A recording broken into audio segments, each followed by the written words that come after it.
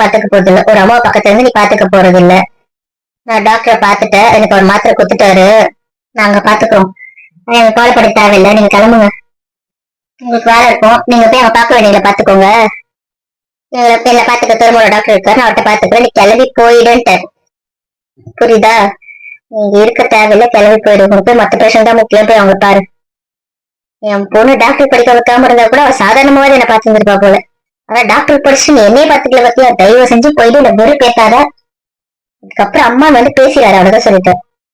சீரியஸாவே கெஞ்சி கேக்குறமா, தயவு செஞ்சு இப்படி பேசாதம்மா. நீ ஏமா இப்படி பேசுற, நீ ஏமா இப்படி மாறிட்டு, எனக்கு புரியலம்மா, பிளீஸ்மா. எழுந்து வாமா, இப்ப நான் பாக்குறேன், வாமா எழுந்து, இப்படி வாமா, அங்க ஏமா உட்காந்துட்டு இருக்க, இங்க வாமா.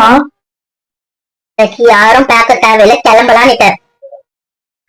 என்னை பத்தி எல்லாம் தெரிஞ்ச நீயே இப்படி கோவப்பட்டா எப்படிமா, எனக்கு புரிஞ்சுட்டேன்னா எப்படிமா, எனக்கு புரியலமா. ஆமாண்டி, நான் உன்னை புரிஞ்சுக்கிறேன், எனக்கு புரியல.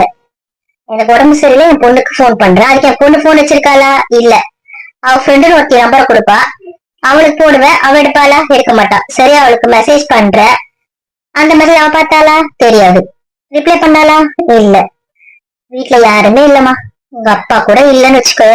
சீரியஸா இருக்க, உயிர் போற நிலைமையில இருக்க. பொண்ணுதான் பக்கத்துல இருக்கான்னு போன் பண்றேன், அந்த பொண்ணு எப்படியும் கான்டாக்ட் பண்ண முடியாது. சரி, அவ ஃப்ரெண்ட்ஸ் எனக்கு போன் பண்ணிட்டு அவளுமே எடுக்க மாட்டாங்க. அப்ப நான் செத்து கிடந்தா என் பொண்ணுக்கு எப்படி தெரியும்? எனக்கு புரியல. இல்ல, நான் சீரியஸா இருக்கேன்னா என் பொண்ணு வந்து காப்பாத்திடுவாளா? எனக்கு அதுவும் தெரியல.